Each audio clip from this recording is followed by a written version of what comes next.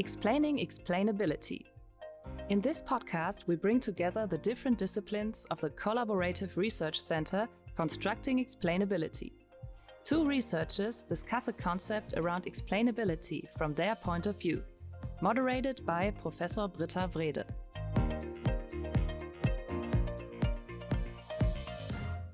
Yeah, welcome to the first episode of our podcast. My name is Britta Wrede. I am head of the Medical Assistive Systems Group at the Medical School here in Bielefeld University, and I am principal investigator of the Public Relations Project and of two other research projects in the Collaborative Research Center Constructing Explainability. So in this first episode, we enter the topic of explainability from two different perspectives, that of computer science and that of linguistics. My guests today are the speakers of the Collaborative Research Center, Professor Katharina Rohlfing, a psycholinguist at Paderborn University, and Professor Philipp Cimiano, computer scientist at Bielefeld University. The issues we are dealing with today are the research goals you are pursuing in the field of explainability, the motivation that drives you, and the challenges you are facing. Katharina Rohlfing is full professor of psycholinguistics at the Paderborn University, where she is heading the Sprachspiellabor for research on language development in children.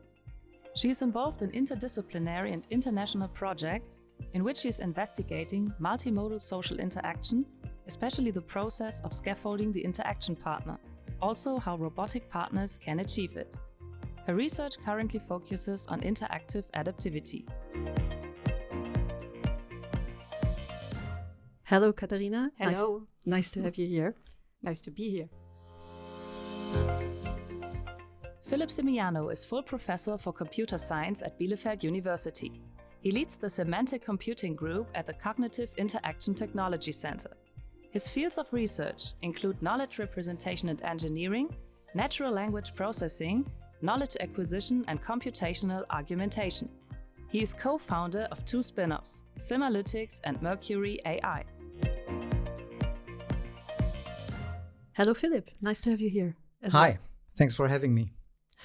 So, thank you both for coming here. This is our first podcast, so I'm very glad you made it here. And actually, my first question goes to Katharina. So, you were actually the driving force behind the idea of this CRC, constructing explainability. And to be honest, at the beginning, I was surprised by this topic because I didn't have it on my map.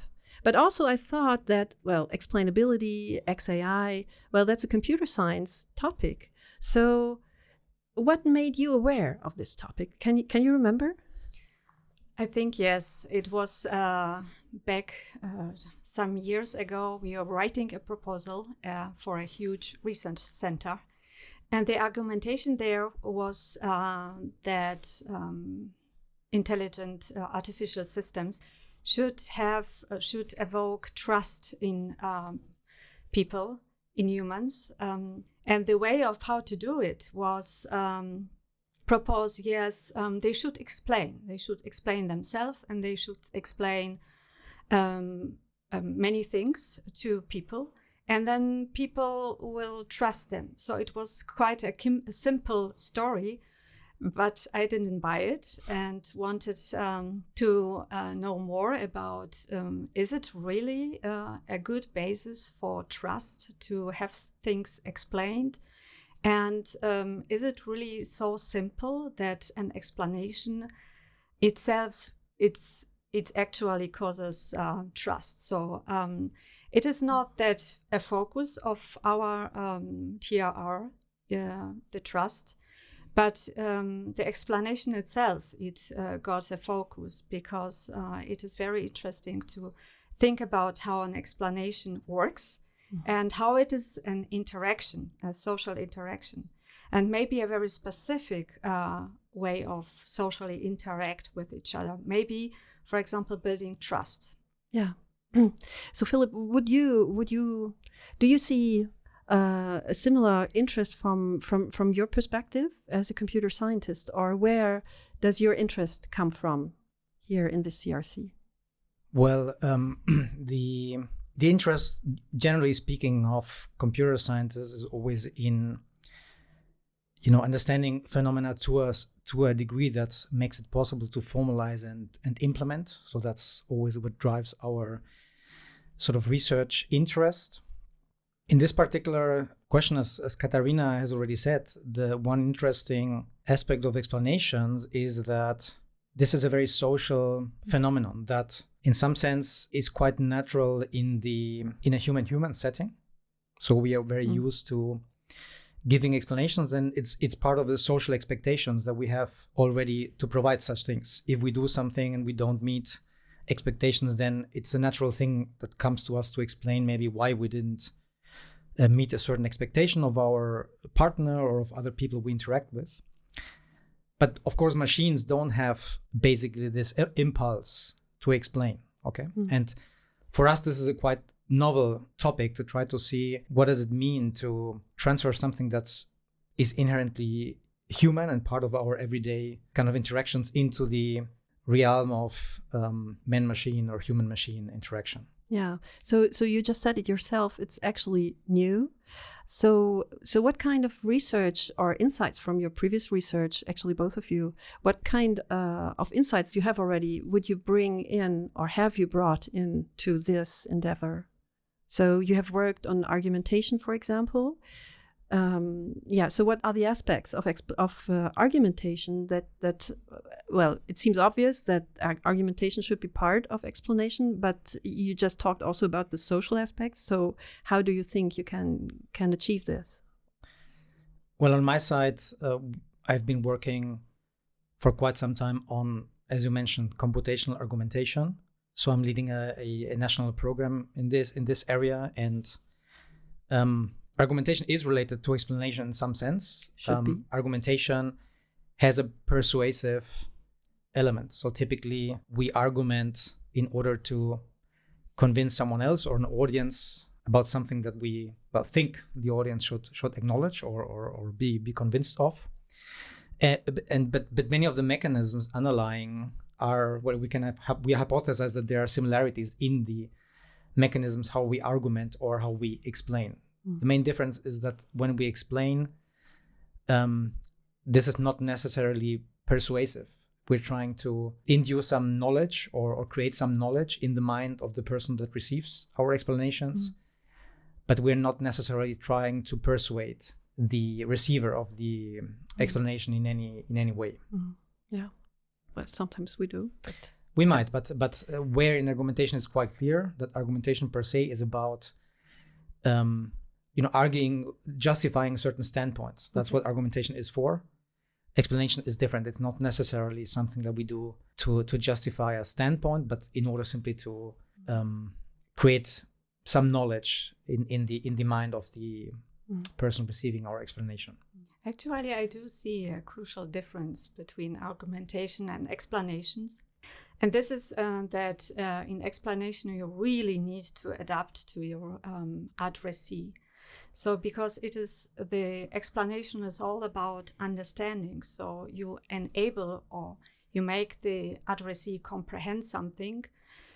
And you cannot make it if the other person is not working with you toward the understanding. So I think that argumentation is more about exchanging good arguments and reasons about something. But the explanation process, I would say, is much more complex because much more kind of aligned between the two persons. And that's why I bring in my perspective on social interaction and scaffolding. So basically learning processes. In my previous research, I was concerned with how children acquire language and come to meaningful utterances, and basically the whole research area is very much focusing on social interaction because children cannot do it without the support of a knowledgeable person. And for this TRR or CRC, as you mentioned, we are turning it in the other way around. So we are looking how the competent partner, the explainer, can maybe explain something to the less knowledgeable partner, which is the explanee. and how they are adapting to each other to work really towards the understanding. And I think maybe persuasion is something that could be seen as similar to understanding, because it is also a goal of this interaction. But I think in argumentation, it is more about the exchanging and reasoning. But in explaining, it's really more about being scaffolded, so being really helped to understand something and learning to understand something. I just realized when you both were talking, I just realized that what came to my mind was political debate on TV. And that seems to be more like argumentation.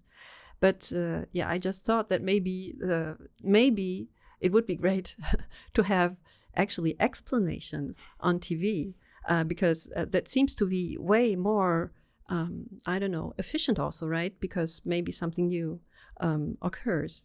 What would you see maybe as an, of course, explainability of AI seems to be important in all kinds of applications, but are there any applications or domains where you think it's especially important?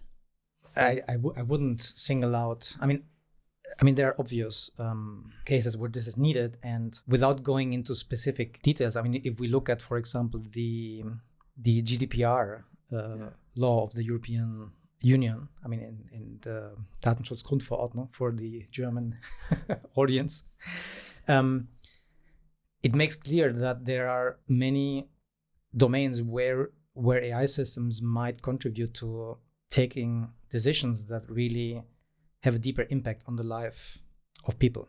And these are those domains where, in particular, we would wish a higher transparency or accountability of decisions to which AI systems have contributed.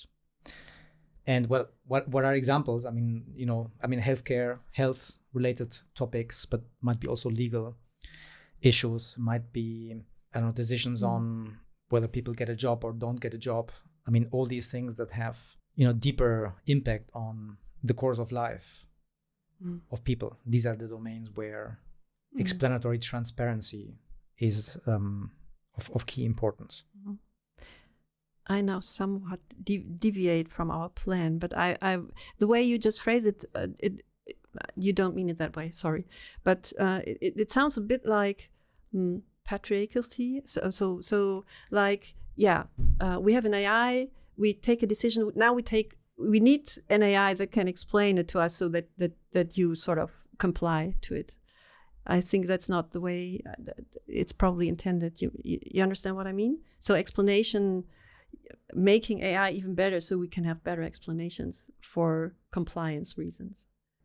I'm not suggesting that compliance is the only reason that we would look into explanations, but I think it's an important reason. I mean, compliance, the law always in some sense reflects our current societal thinking about technology. And so the GDPR is simply putting into law what, where it seems to be societal consensus about, that if you use AI systems at larger scale to do recommendations or influence decision making, then yes, we need transparency. So I think that compliance is an important aspect of all of that. But also, wouldn't it be also the other way around? So one thing is, of course, understanding, but the other way around might also be, at least in XAI, that we want the explainee to be able maybe also to understand what is going on in the AI system, and maybe to see that there are biases or problems in the way the AI has come to a decision. That is something I wanted to mention, because yes, I think that's also the possibility. But as Philipp mentioned, the way is making something transparent. So transparency is the way, and then for what purpose you make some things transparent? It can be to achieve compliance, but it can also be a good basis for negotiating actually who is now taking over.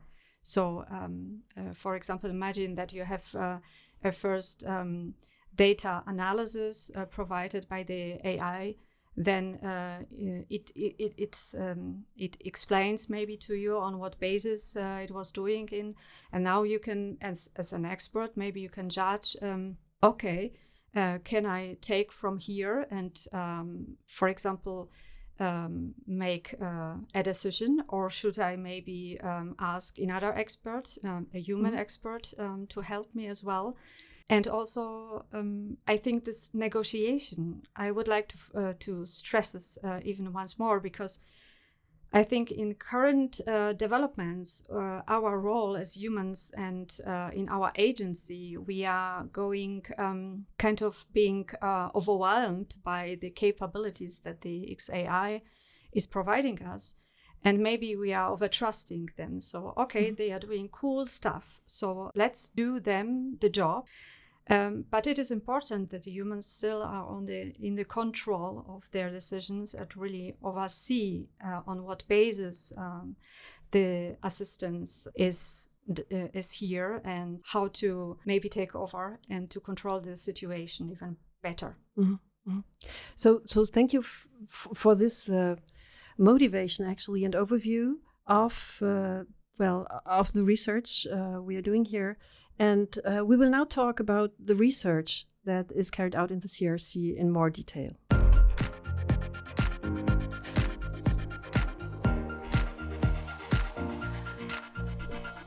So maybe Philipp, there are actually increasingly new types of explainable AI approaches around, and many of them become even more interactive, so you can play around, change values, and so on. But still, what would you see as the most striking difference between the research here in the center and what is out there currently, even if it is more interactive? Do you see, is it possible to give it a clear name of what is different? I think we here in our center, we're looking a lot into what we call the explainee. I think this is quite a unique thing, because you can do a lot of research. I mean, it might be paradox, but there's a lot of research out there that doesn't care at all about the receiver of an explanation. I mean, this seems completely wrong, but it is the case. Okay, and you can do a lot of research in explainability without ever thinking about what does my explanation do to the receiver of the explanation. But this is not what we do here. So we try to look in particular into we look at the explanation process also from the perspective of the person that is receiving the explanation, looking at how can the person influence or shape the process. And then this leads to looking into all sort of things that you find that no one in the literature has looked like. For example, I mean, even today I was discussing with one of my students, there is typically in machine learning, people use the notion of feature importance. So what are important features, okay? And then my student was saying today to me, I couldn't find anything in the literature, like how do you tell a human how important a feature is and how do you do that? So his first experiments were saying, this feature has a value of 0.009 in the model. And then I said, well, if you do that, no one can, this doesn't empower anyone to do anything, because that's a completely technical way of phrasing it. So we couldn't find any experiments out there right now on how do you tell someone, or how do you explain that a certain feature is maybe important and how important it is. But what would you have expected? So any kind of, I don't know, stress or a formulation for that? Or? Well, the things that, I mean, we're developing a system where part of it is a user can ask the question like, what are the important factors that go into that decision, okay? And the first shot was simply to say, well, this feature has a weight of 0.009. And then I said to my student, well, can you look for, can we explore what are alternative ways? And there would be many. You could say, this feature is more important than this other one and less important than the other one. Or compared to the most important feature, this one has a 25% impact into the model. So you start making contrasts. Yeah. But if you look at the literature, you don't find anything about that. So people assume that, the notion of feature importance is enough. But it doesn't say anything about how would an explainee be able to turn this into something that really empowers the explainee to understand something about how all these different features play together, basically. Mm-hmm. And this, for example, examining the notion of contrast in explanation, I think that's something that is under-researched. Okay. That's one example. I'm just looking at Katharina. You can't see it here, but because I know that she's researching actually together with me, but it's her research question on contrasts in explaining. And yeah, I don't know, maybe you can add something here. Well, this is a wonderful way of basically providing or explaining, because then by contrasting something, you are providing basically more context to what is explained, and you focus basically from one area that is concerned with your expectations. So, for example, this red one that you think of, but forget about it. Now we are talking about the green one, right? So you address the expectation about the red one, but you are turning then the attention and all the thinking to the green one. And this is really a very nice way of guiding somebody through a particular way of information sequence. And I think contrasting is working very well, and we are investigating in our project exactly that. So we are also focusing on verbal means for contrasting, and interestingly, one of way to put a contrast is to negate something. So telling this red one or not the red one, right? So to negate something. And negation is always connotated with something wrong and not being very pedagogic in a specific way. But in our A5 project, we are actually conducting an experiment showing that under specific circumstances, providing a negation helps people to understand and to really have clearer idea of the action that is performed. Yeah. So this sounds actually already very interdisciplinary. So what kind of insights do you think then this research can bring also back to linguistics or psycholinguistics? I mean, you said already, right, that negation probably in classical psycholinguistic research, it didn't have a very good standing. Right? No, it didn't. It was considered as a phenomenon that actually causes costs, additional costs, because in experiment on a screen, when the participants were observed to read actually the negative or positive assertive, so the contrast to negation is assertion. So assertive sentences, they were actually slower to process the negative sentences. But then the research in psycholinguistics suggested that basically it depends on the context. So yes, without that context, participants are slower when processing negative sentences. But depending on the context, if you provide a story against which the negation makes sense, they're actually as fast as for assertive sentences. And we are taking it even further and investigate context of actions. So it is now not a participant sitting in front of a screen and reading a sentence, but a participant who is receiving instructions and seeing really something visible happening. So it is within the context of actions and action demonstration that we are trying to investigate the positive effect of negation. And I think it is a great addition. It's a richer context that we now are able to consider. Yeah, I guess. Yeah. So yeah, thanks for that explanation. However, doesn't it come with a cost? And now I also turn to you. How would you like it? I mean, so we have now heard that, for example, contrasting might be a good way of explaining, but it might also be more associated with more costs for the explainee. Maybe they don't even like it. So I think we often consider or think or just assume that when people understand something, they are more satisfied or happy as compared to when not. But isn't it also the case and possible that it makes life harder for them because they have to think, and it's just more annoying to do all these things? And would you think, I'm now looking at Philipp, because I think from the computer science perspective, we often expect that humans become, I don't know, more satisfied when technology is better. But do you see this as also as a risk, possibly, that humans might not be happy with technology that expects them to think? Oh, that's a difficult question. I mean, I think for sure it's the case that if you look at the history of or basic at the development of technology, I mean, typically the technology that is most successful is the one that is the simplest or easiest to consume. Right. Because at the end, yes, I think cognitive load is an issue. So I mean, if you look at the style nowadays, we have everywhere very smart, lean interfaces with everything we have in our homes. I mean, if you think at the smart home system like Alexa, I mean, there's even no buttons almost, right? I mean, there's almost no complexity. Yeah.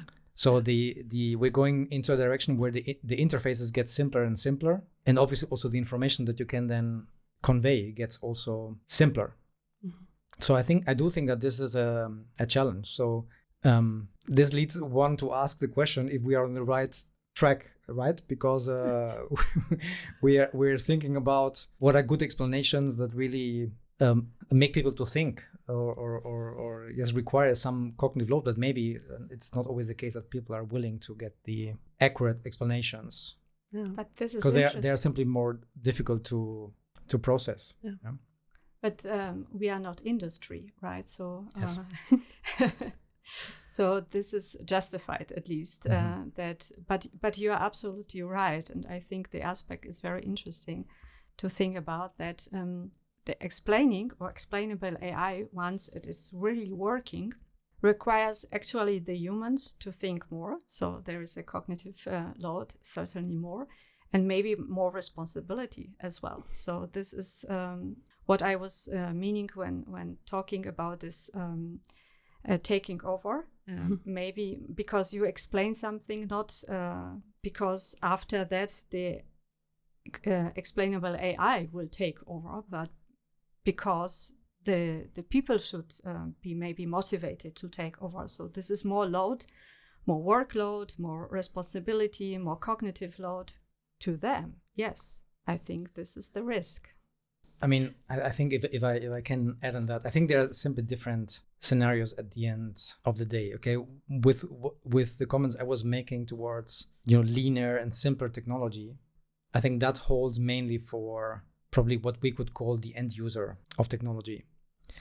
And there, at the end, explanations might have a role of, being there and being called upon when it's needed. So when there's a certain critical or conflictual situation where we have to resolve it, maybe in the case where everything is smooth, then we don't need to even look at the explanations, but it's good to have them in the background so that we can go back and see why did something happen or why did something unexpected happen. Now, in other scenarios, I do think that people are willing to pay cognitive effort when decisions are really critical. Okay, so for example, if it's about a music recommendation system that recommends me the next piece of music to listen, I might not always want an explanation. that could be very annoying. But maybe if suddenly my music box suggests me something where I say, wow, I wouldn't have expected that. And then I could say, well, why are you suggesting this to me? Then this might help to discover dark sides of oneself. Well, but if we now think about higher cognitive load, this also opens new chances, right? I mean, you pointed already a little bit in that direction, but couldn't it also be so currently in AI we have like feature importance or counterfactuals or relevance backpropagation, stuff like that. Can you imagine that with this research we come up with new what should I say, with new explainable elements for AI? I think so, yes. I think the research on explainability will have an impact even on the architectures we consider at all, because bringing in explainability is something that, in my view, cannot always be done only as a post-processing operation, but maybe changes the very way our algorithms and the models are built. Yeah. So, for example, now I'm not really an expert on that, but I know that there are architectures where there are additional layers built in that are supposed to be able to explain things in ways that are understandable for humans, and basically by incorporating explainability into the things you're optimizing, then you change also what the algorithm is learning. So explainability can also, the requirement in an algorithm to be explainable will also have an impact on what it is able to learn and how it learns. But that's interesting, right? Because I remember, at least at the beginning of our CRC, when we were talking, some people had the opinion, and I think people still, some researchers still have that when you bring in explainability, the machine learning becomes worse because now it's optimized, and with explainability, the optimization is missed. Well, yes, I have a hard time with this. With this trade-off that people often mention, because at the beginning this was often said that either you optimize for explainability or you optimize for accuracy. I think that that's a too simplistic way of seeing things, because in many domains accuracy doesn't matter that much at the end. Doesn't matter that much at the end if you have a human in the loop anyway. So my theory would be that if you have a human in the loop anyway that needs to be under control, then whether your model has 5% more or less of accuracy doesn't matter if at the end the human anyway has to control the decision, or then in the human in the loop scenario, the ability for the human to trace and understand what the model is doing is way more important than gaining accuracy. So I think it's a false trade-off. If we talk about trading off explainability for accuracy, I don't think that's a good kind of corridor to frame research. Yeah, so I agree.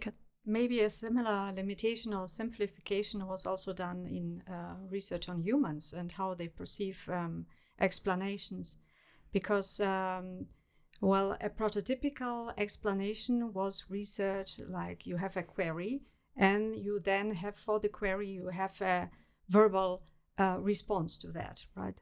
But to formulate a query is already a very sophisticated thing.